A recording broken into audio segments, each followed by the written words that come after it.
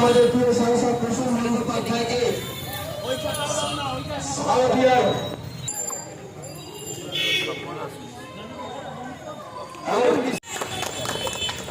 এরপর পুষ্পস্তবক দিয়ে অভিনন্দন জানাচ্ছেন আমাদের মহিলা কংগ্রেসের নেত্রী রশ্মি বন্দ্য।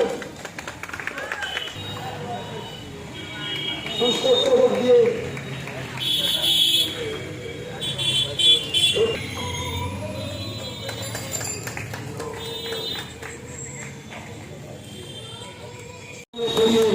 সম্মানিত করছেন রশ্মি বন্দ্য মহাশয়া, অভিনন্দন জানাচ্ছেন রশ্মি বন্দ্য মহাশয়া। ভাইস চেয়ারম্যান দেবাংশু দাস টিনটুদা, আমরা আমাদের করবেন দশটি বরাত্তর দিয়ে প্রাক্তন পৌরপিতা 49 নম্বর ওয়ার্ড আপনারা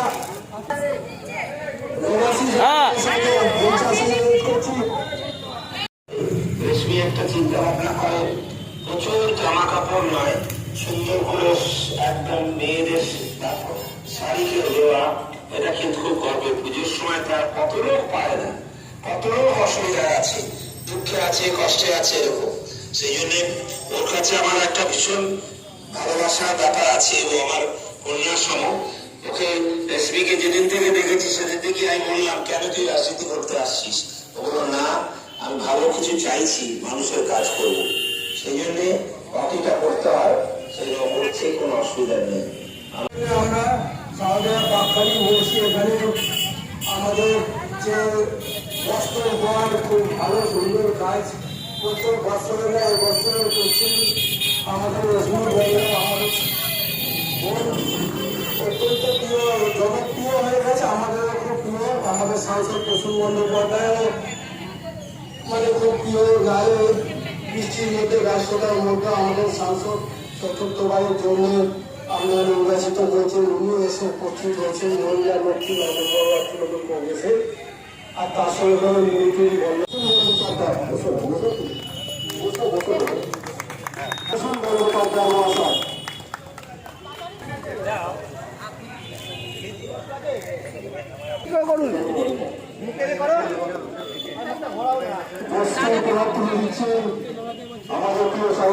কি নাম দিয়েছে?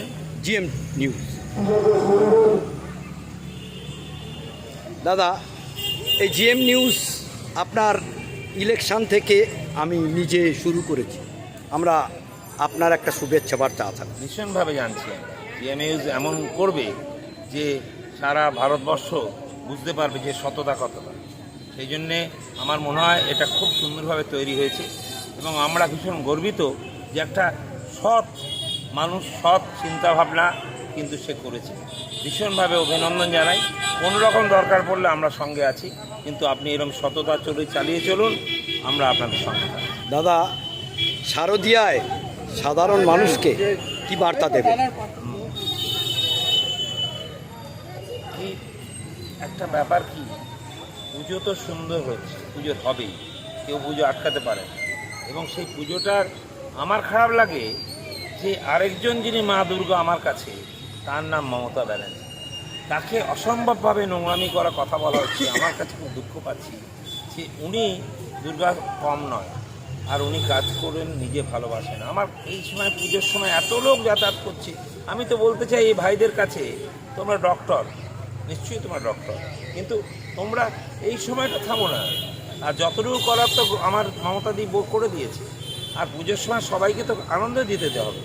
আমি যদি তার মধ্যে বসে থাকি, নিশ্চয়ই আমার মেয়ে আজ ছিল, আছে, কিন্তু আমার যে মেয়ে মারা গেছে তাকে নিশ্চয়ই সবাই মিলে, তাদের তো সেই মানুষ যে করেছে, আমরা নিশ্চয়ই লড়াই করছি, সবাই মিলে করছি আমরা।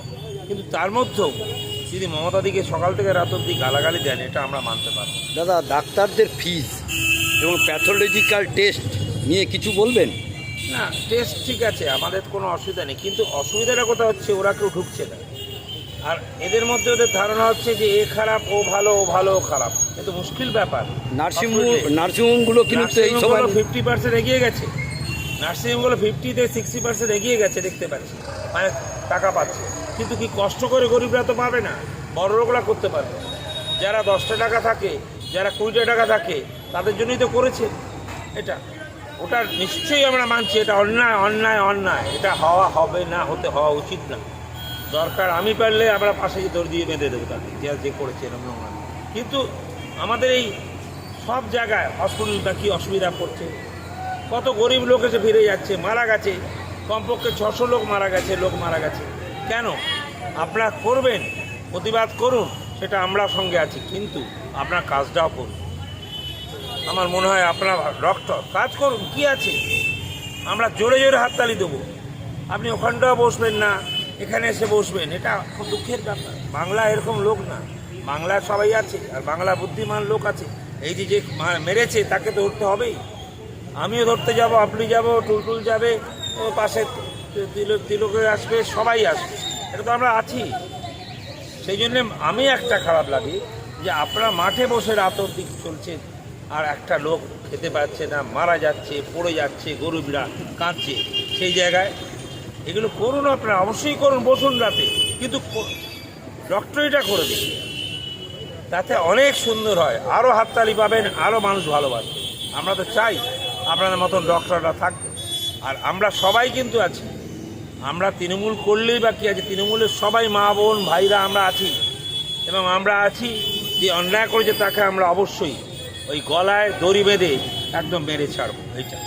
কিন্তু আপনারা একটু পাঠান না, সকাল থেকে করুন কিছুটা। কত লোক মারা গেল বলুন তো, কাজ যে ভেবে করে, আপনাদের তো দায়িত্ব। আপনারা রাগ করুন, চিৎকার করুন, সব মানব, কিন্তু এই জায়গায় এসে আপনাদের উচিত একটু হসপিটালে ঘুরে গেলেন, 2 ঘন্টা 3 ঘন্টা কাজ করে গেলেন, কত মানুষ বেঁচে গেল, এটাও তো দরকার। ধন্যবাদ দাদা।